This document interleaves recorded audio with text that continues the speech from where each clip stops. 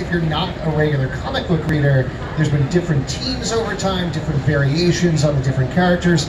Even Superman, there was a brief period where he was both blue and red. It's confusing, and we're not going to get into it.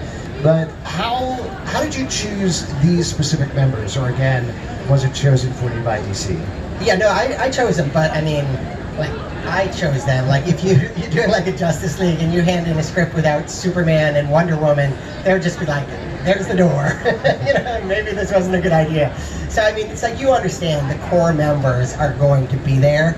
But there were two places we had a little latitude, and one of them was a little at the margins. You know what I mean? I've got Hawkgirl in here. I really wanted Hawkgirl in here, and she's a big part of the team. Like the feel of the team. She's got the sort of a youthful, sort of fun energy to her, which we really needed.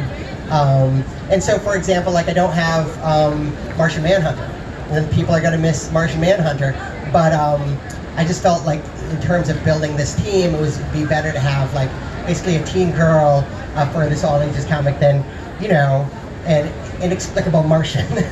No, honestly, I mean, he's a very relatable character, you know, like, he's like a cop from Mars, but it was just at the margins, you know what I mean, where it's like you can have, you know, and then the other place was what versions of these characters, right? Because it's like, okay, you're going to have Green Lantern, but there have been a lot of Green Lanterns, you know, so we went Simon Baz, who's one of the lesser known ones, but again, just a nice fit for the team, you know, in terms of we had a lot of, like, you know, you would think maybe Hal Jordan, kind of the classic Green Lantern, but we had a lot of very sort of upright adult characters, very serious, Superman, Wonder Woman, Batman, very gruff.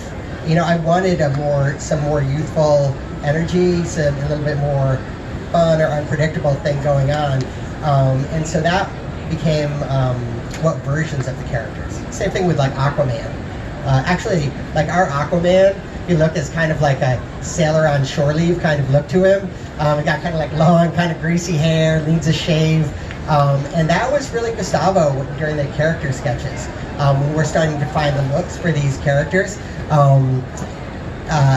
he, you know, came up with looks that really fit the characters. So we had a little latitude there. Like, we knew we had to have Aquaman, but which Aquaman, what that Aquaman would look like, that was a little bit up to us. Getting back to what you mentioned earlier about the art driving a story and not necessarily the other way around, when Gustavo was doing something like coming up with a very specific, how you wrote the character then? Yeah, I mean, in fact, Gustavo's art was really, like, the way it is, like, I hand in sections of the script, and then a little while later I get the art back, first the pencils and then the inks. But as I started getting the art back from Gustavo, who, I mean, A, I hadn't written a graphic novel before, but B, of course, I hadn't worked with him before. So it's a little bit of a trying out process, right? And it's like, how is this going to work? It's like, I'm seeing something in my head, what is he going to draw? But his vision matched up with mine so well that once I started getting these pages back, I really kind of let go. One of the things I did was I sort of stopped being so fussy with my description in the script, because A, I trusted him to sort of see the story the same way I was, but B, I also enjoyed the surprises of seeing, like, how he would interpret this.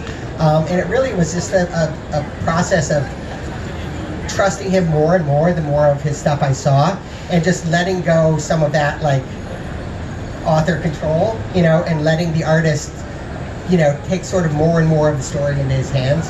And it's just something I can do because Gustavo's so good, and we see these characters so similar. We're going to take your guys' questions in a little bit, so start getting those in mind. And also, as a reminder, be sure to hang out until the end of the talk. You're going to take your tickets back and get free copies of the book. But before we get to that, I do want to ask, was there a character that was a particular challenge to write? Who was the hardest? The hardest to write? That's a good question. I mean, it's like, they had different jobs to do. I mean, I think the hardest one for me to write was probably Batman, just because he's so iconic, right? But he's separate, and there's a real distinct feel to Batman. Like, the distinct feel to Superman, too. That section is largely wordless, right? So it's like a lot of physical action. But it's like, you know, like we all know, like we've known Superman since we're like 5 years old, right? Like, so it's like, what would Superman do in this situation? You feel like you know it, right? Batman, it's like that layer of like gruffness and sort of like, and I wanted to communicate that, but I wanted to be fun. And I guess that was the big challenge. To have it be really fun, but to have him be really serious and gruff at the same time, right? And so it was just a sort of process of playing off that gruffness, like where he's being really serious, but he still like wants the crust cut off his grilled cheese or whatever.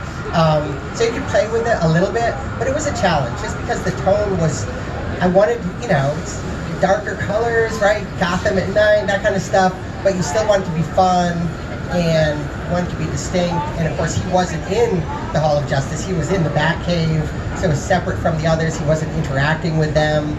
I think that was the biggest challenge, just because there were so many things I had to keep in mind while I was putting it together.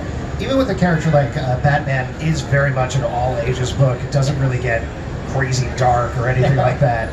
Were there any subjects that were off limits for letters, or things that had to be pulled back a little bit? Yeah, guns were off limit, right? So like, yeah, I mean, so it's interesting. You see, like, we've got army and stuff like that, and it's like, it's just like, our weapons have no effect against their armor. You know what I mean? But it's not like, and like the, you know, Joker has sort of henchmen, classic, but it's like, you don't see any, and you know, stuff which you wouldn't even blink at in a comic book now. You know, when you go into a comic book store, they're quite violent. You know, quite full. And our violence was relatively in the bam pow, you know, level, but you won't see any actual weapons. You know, and that was a very conscious thing. It's something we talked about.